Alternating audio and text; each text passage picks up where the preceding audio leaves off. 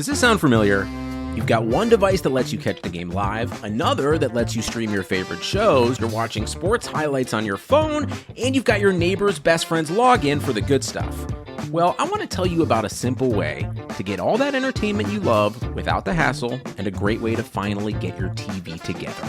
It's called DirecTV Stream, and it brings you live TV and on-demand favorites together like never before, so you can watch your favorite sports, movies, and shows all in one place. That means no more juggling remotes and no need to buy another device ever again. And the best part? There's no annual contract. So get rid of the clutter and the confusion and get your TV together with DirecTV Stream. You can learn more at directtv.com. That's directtv.com. Compatible device required. Content varies by package. This is This is Joe Cole. This is Ruben Loftus-Cheek, and you're listening to the London is Blue podcast. All right, Chelsea fans, welcome back to another episode of the London is Blue podcast. As always, your host, Brandon, joined by my co-hosts, Nick and Dan. That is right. I said Dan. Who is that again? Disney Take 1 Dan. week off. 1 week off. 1 Six week different off. odds is the equivalent of 1 week off. It's like dog years. It's the way it works with our podcast recording schedule. It's essentially how it is. But yeah, it's good to be back. You're talking about a win, Nick, a win over Tottenham, but it's kind of like business as usual. So I don't know. I feel like we could have just taken the first one that Tuchel had and played over this one. I mean, we talked about this in the preview last week. I mean, the Premier League era, they are no match for us, and we're certainly no match for us today. So, yep, business as usual. That's right. So it is going to be the Tottenham Hotspur match review. Going to be talking about the drubbing for Tottenham that they took away to Chelsea. And what we're going to be talking about is Tuchel's latest tactical masterclass, how he set up for this. Obviously, it wasn't all sunshine and rainbows. He definitely had to earn it today. Defense does it all. I'm going to keep predicting 1 goals against, because clearly that is what is keeping this shutout streak alive. And then it's actually exciting that Nick jumped on with Rick Glanville.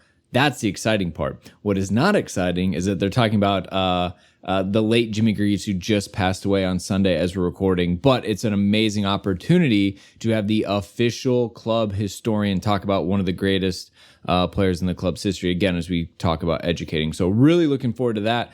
So let's go ahead and get a temp check on everybody, see how we're doing with the patented 3-word match review. Dan, over to you. It's good to be back doing these. And I want to say a new thing that people are doing is they're attaching images as well, which is absolutely evolved. 100% influencing my decisions in terms of 3-word match reviews. But we had Jay Samek with the second half savior, but it's Tuchel face photoshopped over. They had me, not gonna lie, they had me in the first half, which just killed me. That's great. Jeremy with the increased shooting stats, and it's Rudiger with his new FIFA card, which he had some concerns about regarding pace. And we can 75 pace? Are you fucking kidding me? Well, especially after being like the second fastest player in the Euros or whatever it was. I mean, like, there's tangible data for that. FIFA. Hashtag Look, hustle. again, Lukaku had it right a couple years ago. It's just there to stir up controversy. He had the tweet right.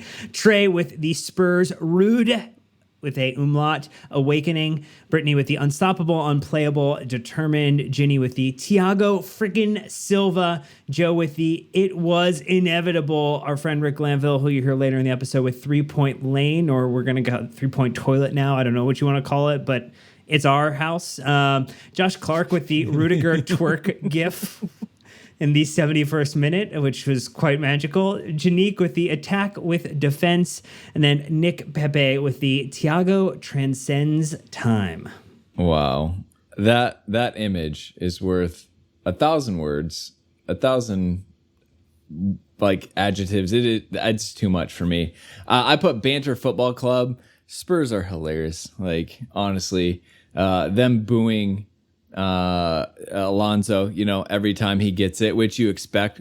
But again, the man's won more than their entire club. So Banter Football Club. Nick, what about you? Yeah, I was kind of between a couple of things. I've been with this burn the tree thing lately, but I think I've overcooked that a bit. I went with should have been 7.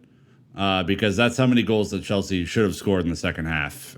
7. These are all good. I went with Nuno Net Zero because we heard all the news about the carbon neutral footballing event, and it was not a good day out for the new Spurs manager. Nope. But as I kind of talked about in the preview, I think we're going to put them back to where they really should be, the top of the table. Come on. That was never a real thing. All right. So let's give them a little bit of dose of reality.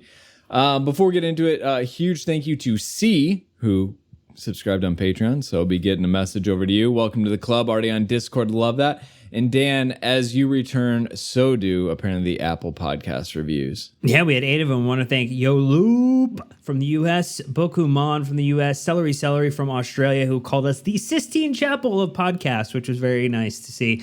CK Ceramics from the U.S., Chelsea Girl SD from the U.S., Ollie NZ from New Zealand talked about listening to us while he does his farming, which was super cool. Gaza, Keep the Blue Flag Flying High from the United States, and Colsey Jr. from the UK. Thank you all for leaving wonderful 5-star reviews on Apple Podcasts. Do it now if you haven't done it already. Just, in the app. Very easy. 5 stars. Say nice things. Continue to say nice things about Nick, because that's apparently the current trend of podcast reviews. It's really nice. Big fan of that.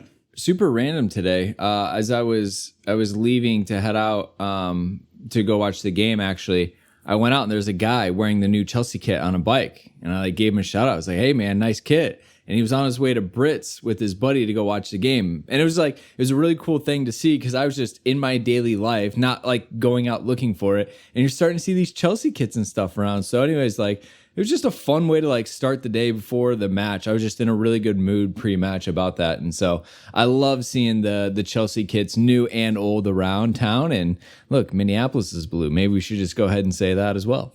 Just a thought. Correct. Well, they certainly aren't purple, that's for sure. Ooh. What's a kicker? Anyways, NFL reference, sorry.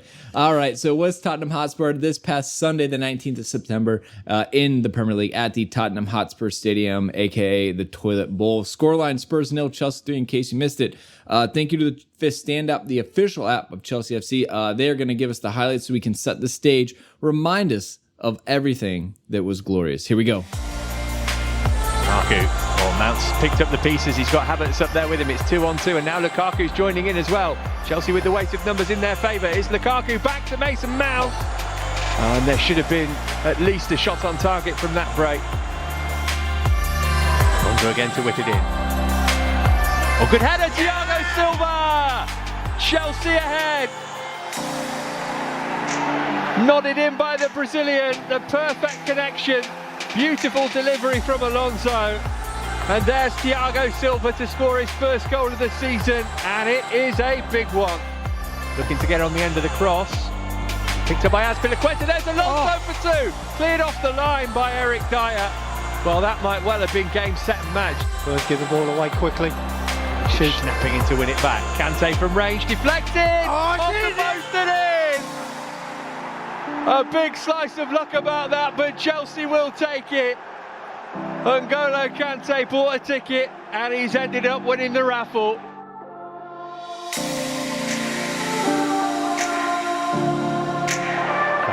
Kante, back for Werner, could be 3 here, could save Lloris. There's Alonso, back for Kovacic. Azpilicueta, maybe Werner this time. Lloris paws it away, Spurs can't get it away.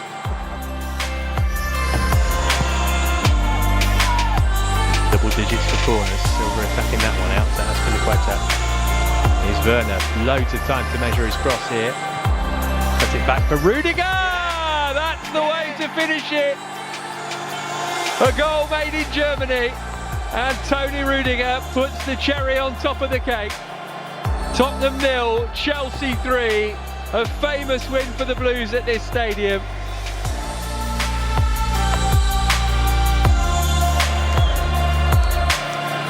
And there is the final whistle, a statement victory on Derby Day for Chelsea, whose fabulous start to the season continues. All right, lineup time, Dan. Let's see if you can do this in one breath like you used to. Well, it was Kepa Arrizabalaga in between the sticks for Mendy, who was out injured. It was Antonio Rudiger, Andreas Christensen, and Thiago Silva as the back three, Marcos Alonso, Jorginho, Mateo Kovacic, and Cesar Azpilicueta as your midfield, with a forward lineup including Romelu Lukaku, Mason Mount, and Kai Havertz, both of them whom ended up getting subbed off for N'Golo Kante and Timo Werner. Unused substitutes included Marcus Bettinelli, which almost looked like for a moment he might make it on, Trevor Chalobah, Ben Chilwell, Reece James, Saul Nunez, Hakim Ziyech, and then Callum Hudson-Odoi, all on the bench as unused subs. You did well. I think there's a half breath in between there, so I'll give that one to you. Some of the top line match stats from this one are as follows. Chelsea with 50, essentially 3% possession. We had 20 shots, 10 of them on target. To Spurs' 8 shots, only 2 on target. They had 20 tackles to our 15. Assume that because we had more possession. They had 23 clearances to our 19. They had 5 corners to our 11. We only had 1 offside. Take that. That used to be a huge problem for us. We had the single caution, which actually was hilarious that it was Timo Werner who got it after being on the pitch for about 5 minutes. And then we conceded 15 fouls to their 4, which I was kind of fine. Like, I love kicking the shit out of them today. They're super whiny and soft. So enjoy that. XG was Chelsea with a 2.59, Spurs with a 0.71. Obviously, it was 3-0. Nick, a lot of stuff to break down out of that, but you still have your NPET shithouse moment of the match. Yeah, that is correct. There are a lot of moments out of this match that could have been the NPET shithouse moment of the match.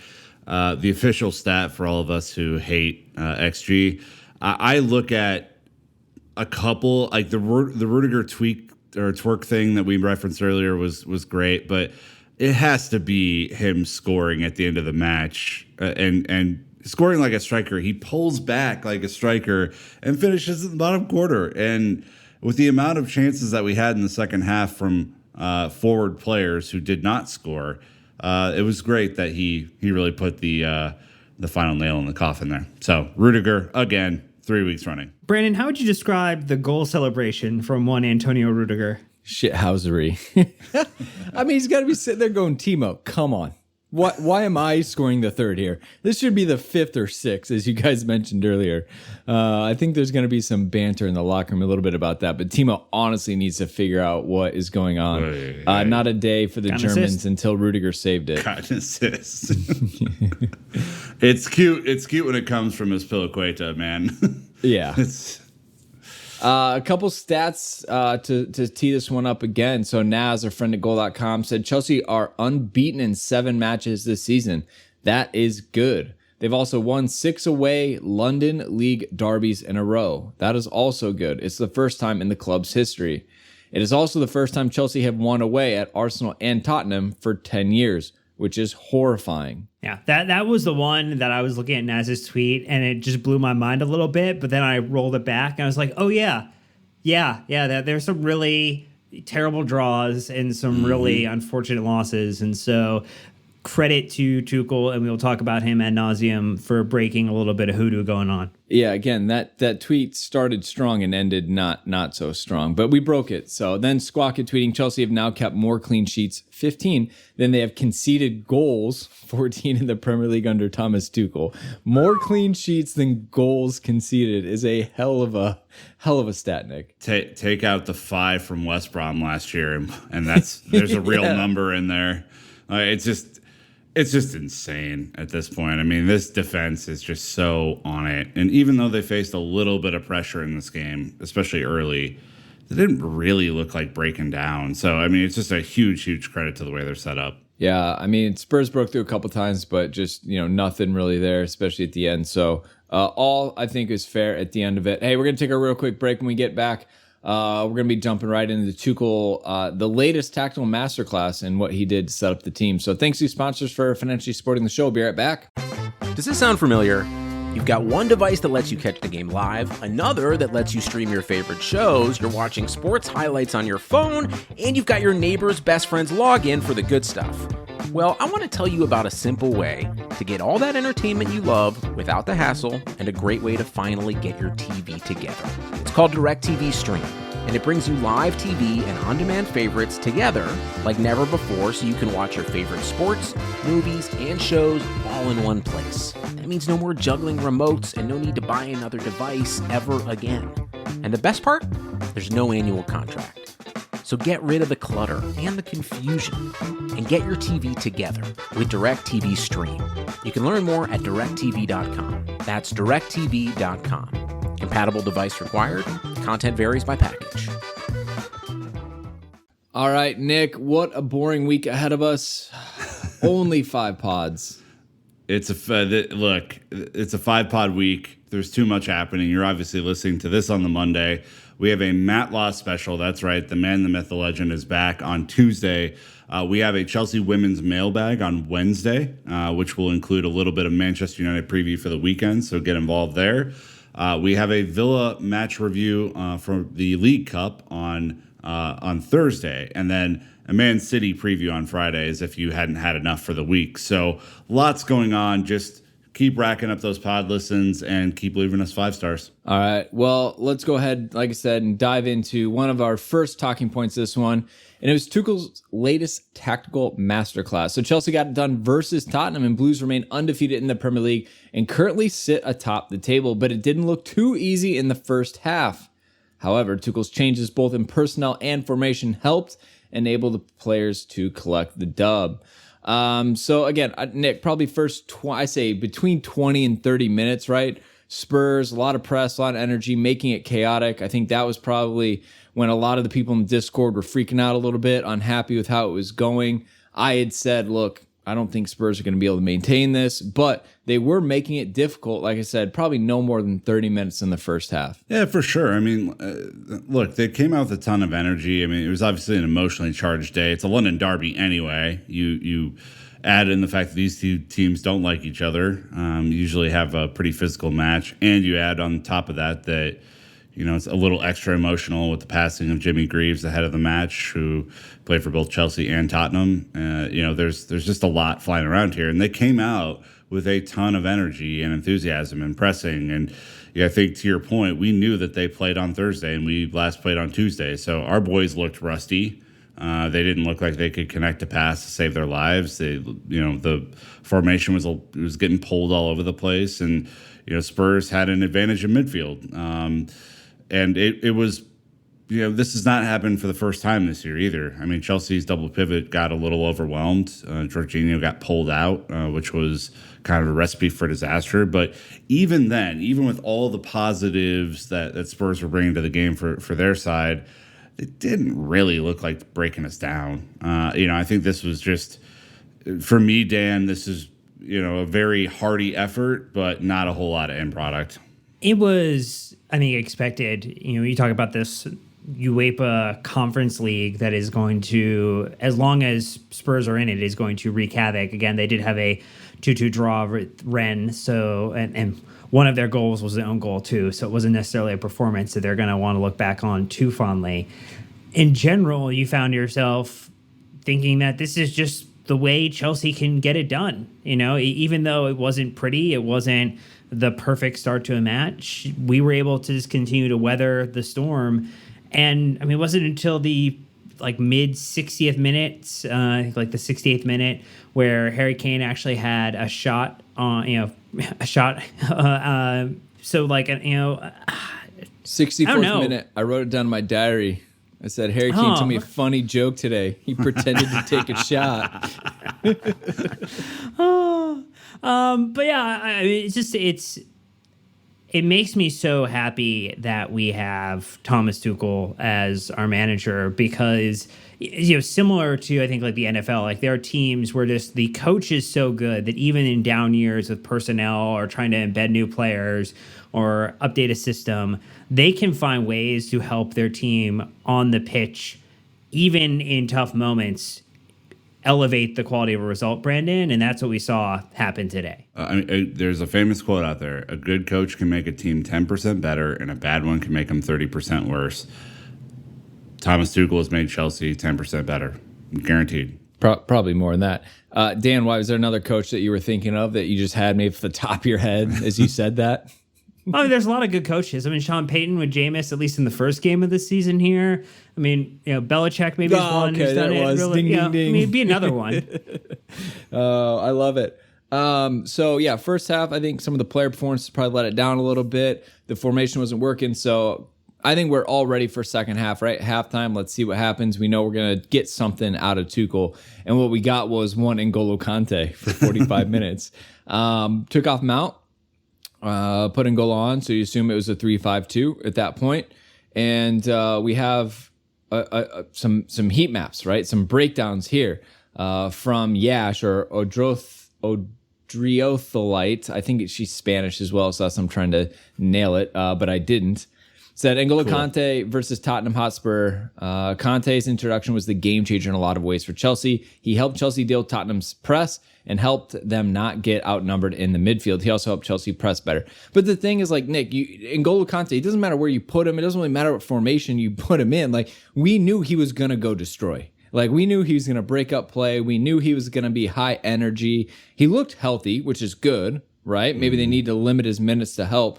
But he looked at 100%, and the goal is just the most amazing cherry on top of everything. Yeah, look, I mean, it was this is an interesting formation, right? We have not seen Jorginho, Kovacic, and Kante play together since early Lampard days on the pitch, really.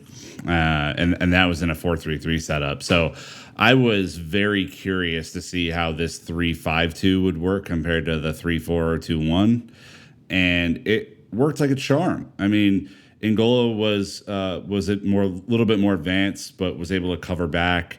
He was definitely played on the right side rather than the left, where Kovacic kind of slotted over. And then Jorginho was back to help kind of link play between defense and attack. And I thought it worked like a charm. I mean, N'Golo straight away, within like 2 minutes of being on the pitch, nutmegged a Spurs player. And I was like, all right, well, he's back, folks. I mean, there's no doubt about that. And look, I mean, he's a fucking cheat code, man. Tuchel literally said that too. He knows it.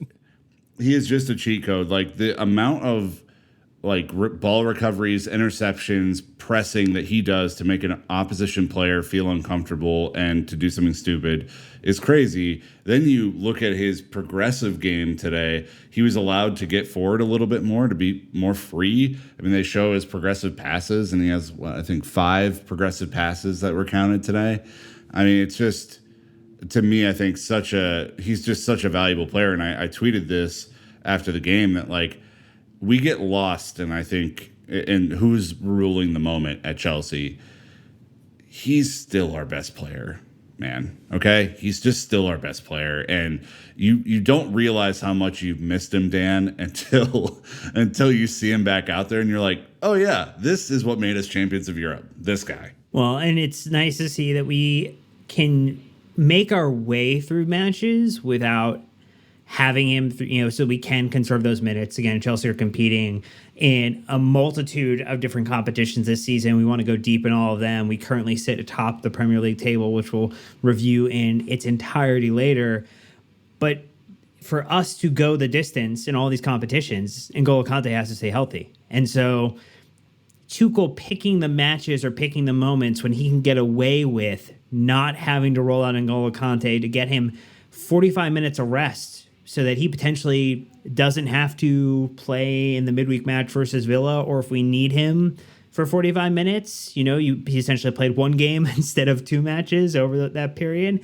And then he will be ready, hopefully, for City, because that will be a huge match as well. And so just in general, the quote from Tuchel after the match is, if you have N'Golo, you have something everyone is looking for. You have everything you need in midfield with work rate, intensity, ball wins, skillful play, off the ball, with the ball, dribbling, and even a goal. And that just, it's like a shopping list. Like, I want to create a perfect midfielder. Check, check, check, check, check, check. Cheat and then code. You just insert to the machine, and then it kind of spat out N'Golo Kante. Yeah, I mean, look, Brent, his goal was a little fluky. It was a huge deflection.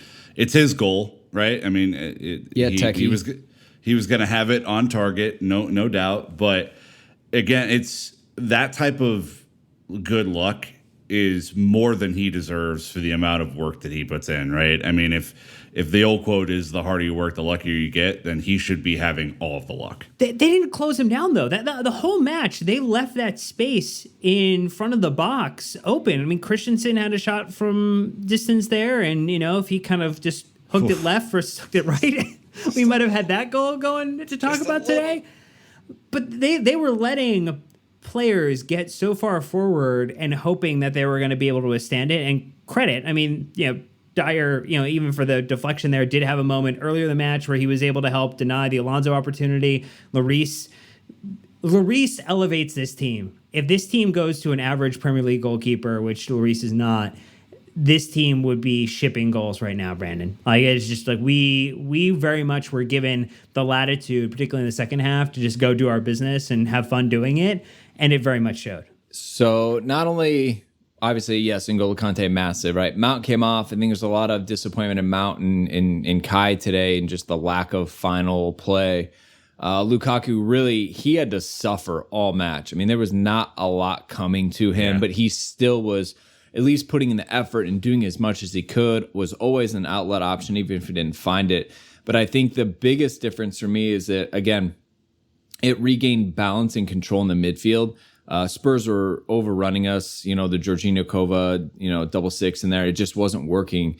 So my thing was like being able to like put our foot on the ball and just possess gave us such an upper hand, because then Spurs couldn't touch us. When it was frenetic and it was chaotic, they were thriving. When we got to actually play football and not just make it, a competition of athleticism, that's when we showed just how much of a higher class we are. And so I think while it didn't necessarily turn into much, much better attacking play, just the control is what created it, and you get goals off of set pieces today, which we haven't really seen all season, which is a huge positive.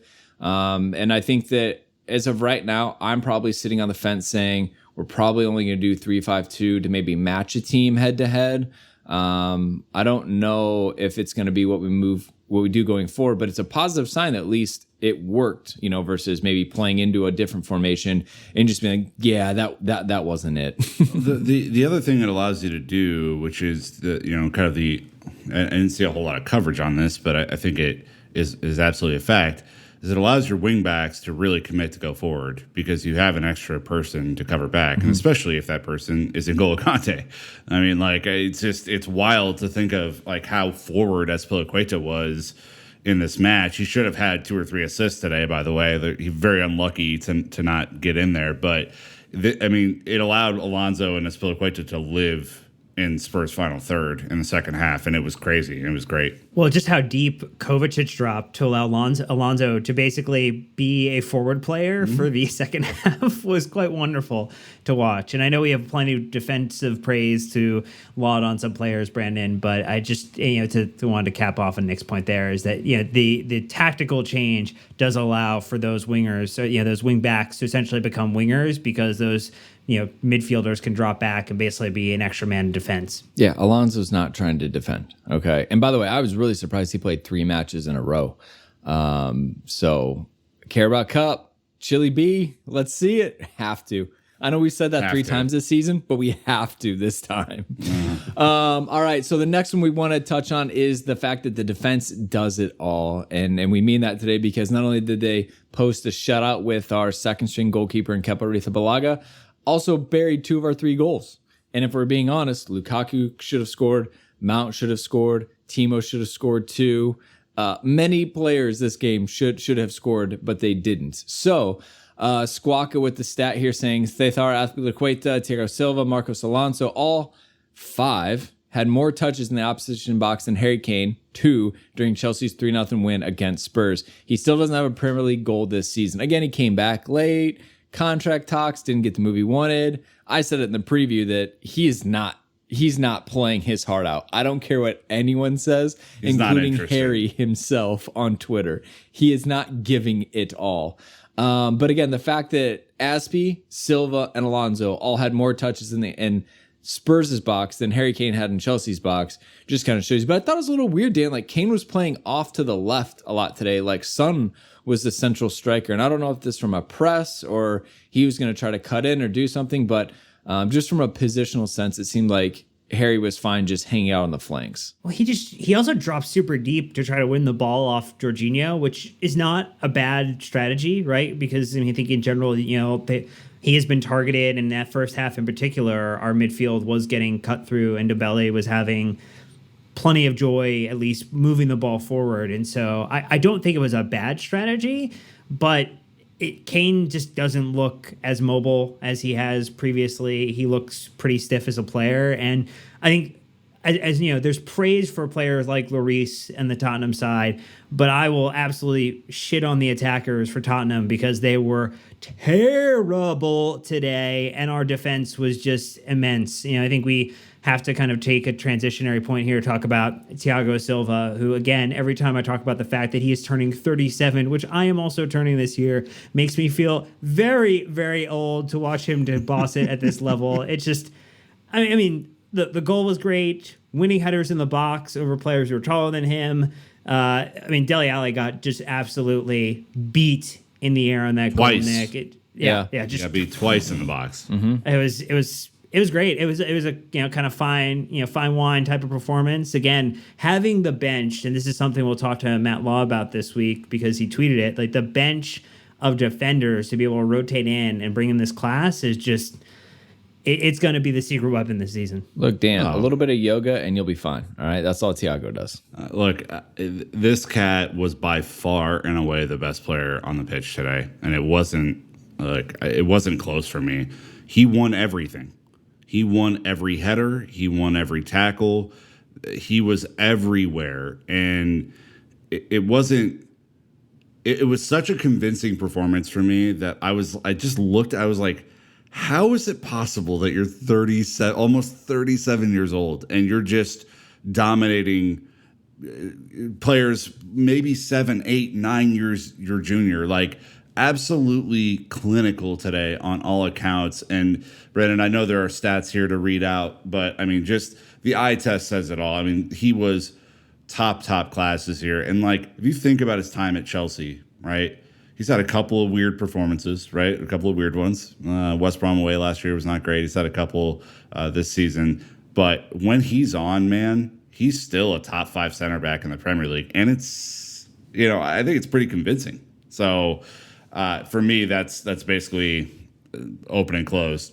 Absolute dominant performance. Yeah, his ability to read, right? His spidey sense for danger and awareness. Like, he just knows if someone's gonna get in behind him, and he lays out to close that passing lane, with a tackle or whatever. So he had that scare where he stayed down for a little bit, and you're kind of like, okay, the classic, all right, what'd he pull? What did old man Silva pull? I'm like, damn it. But no, he finished the game and scored even after that or whatever. So Yash is back with some more stats. She says Thiago Silva is absolutely colossal defensively. He dealt with Son brilliantly and was an amazing threat on attacking set pieces, even scoring the opener and coming close at another time. Gargantuan performance. Again, 31 passes with a 90% pass accuracy. His territory map, like the places where he was in possession, is inside our 6 to the other side of the center circle. Mainly, really at about a 30-yard width, the entire pitch. And then his defensive action map, right? Like, he was everywhere. He was all over the pitch, like I said, offensively and defensively, getting in, trying to just put in a team performance. And, obviously him going at center pushed Christensen out right. He did just fine in the flanks. And Rudiger continuing to prove just how damn good he is in this system on the left. You really don't have to worry about that. When the lineup came out, I was like, oh, wow, some interesting changes. Surprised to see some of the defensive lineup, but it's settled. I mean, Thiago has not skipped a beat whatsoever, and really, really excited with the performances you're getting out of him. Again, his age is getting up there. He's kind of playing beyond expectations, but his experience and how much he's taking care of himself as a professional is literally paying off with 1-year extensions and contracts. The other one that we wanted to talk about was Marcos Alonso, who hates Tottenham. Absolutely hates Tottenham. Mm-hmm. I mean, almost scored the goal of the season with a flying volley. It would have been fucking epic, man. I mean, like, should have had a brace. Like, yes. Look, the Eric XG will tell a different Dyer. story. The watching it back, he should the fact that neither of those went in is just ludicrous to me. Like, they're clearly investigations, inquests, whatever we have to do. We have to investigate the whole of Tottenham Toilet Bowl Stadium to figure out what they're doing to that goal mouth. They sprayed the anti-Alonso pesticide and it worked for some reason today, but thankfully it didn't cost us. But it still didn't stop him from having a massive match. I mean, Squawka broke it down with 90% pass accuracy. Again, as a wingback, right? So he's in offensive spaces. So for him to be that high, unlike Thiago Silva, where Thiago's really playing some pretty, I wouldn't say easy pass, right, but very high percentage passes. Alonso, it's trickier. He had 17 passes into the box. He had 15 crosses. One player, by the way. He had 5 touches in the Spurs box. He had 4 ball recoveries, created 4 chances, 4 interceptions, 4 duels won, 4 shots, 3 fouls won, and an assist, a man possessed in the second half. And I think, you guys said that. N'Golo Kante released the wingers to just go. And Alonso absolutely did. Did you see the shithouse moment he got tangled up with? I think it was Royale. And then he pushed him down and then made a run into the box. Emerson Royale ain't it, Chief. He's wearing basketball shorts out there. What the hell is going on, man? That dude is bad. They're in real trouble if he's there.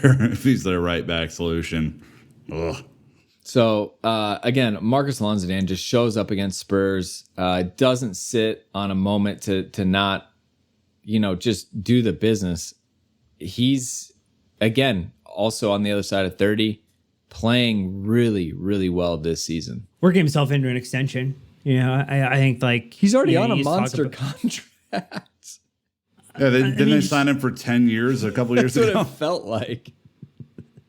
I'll get the details. Keep going. Look, in general, it's unfortunate, right? Because you brought in Ben Chilwell last season. He ended the season super strong versus Man City in the Champions League final, and then doesn't get a sniff in this team at the moment because Alonso has this incredible resurgence. And typically, we've seen it come in ebbs and flows, right? Where, it's like, oh, something happens, there's a pivotal moment, there's now a change, the regression, then there's this upswing in performance that isn't really maintained over successive number of games. But we've seen now back-to-back performances where he has been a strong contributor, not 7 or above, right? And that's really what you want all of your players to be so that you can kind of break through and have a great performance. And so, I saw people react to the lineup and they're like, oh man, free Ben Chilwell. And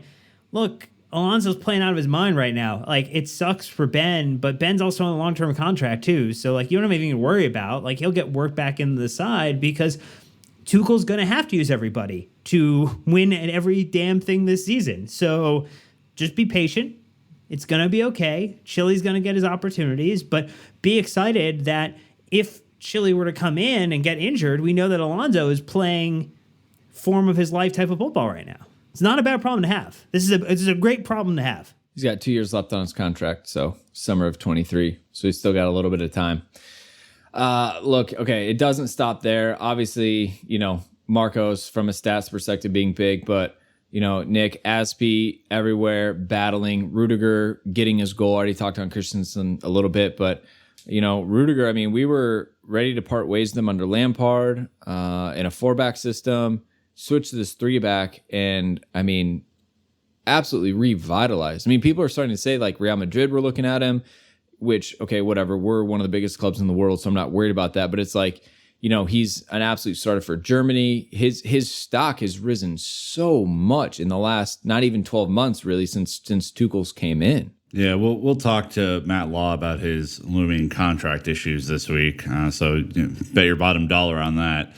But yeah, he played another great game. Was covering all over the place. Recovered their only real shot at goal. So that was pretty cool. And then Aspi, wingback Aspi. The guy that couldn't play wingback or shouldn't be on the team anymore. Do you guys remember that guy? He somehow was not good enough to play for Chelsea. Boy, did he look good today again for the 10th straight year at Chelsea. So I don't know, man. I just think these guys are in such a rhythm and they clearly trust each other on the pitch.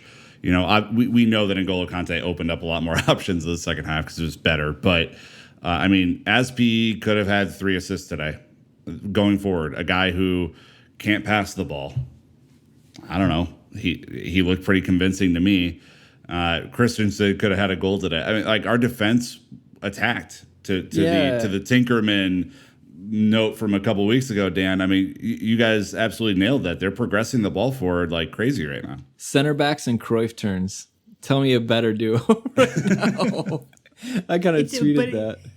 It's so funny when, for so long we've tried to break away from this idea of having a really strong defense to play attractive football or to be Man City light, and it just hasn't worked. Like, every time a coach has come in and tried to do that, I mean, outside of the first half of the 14-15 when Fabregas and Costa were lighting up together with and like, yes, that was great. It was wonderful. This is football I can totally get behind. This is a Chelsea identity.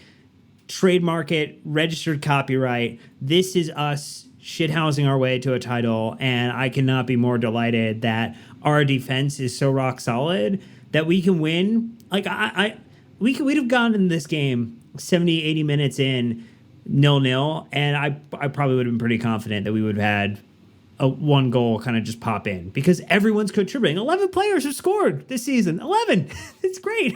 Yeah, and I would quickly add to that. After the match, Arlo White asked Lee Dixon, he's like, hey, man, does this remind you of your, like, best Arsenal sides, including the Invincibles? And he's like, yeah. He's like, they don't look like conceding ever.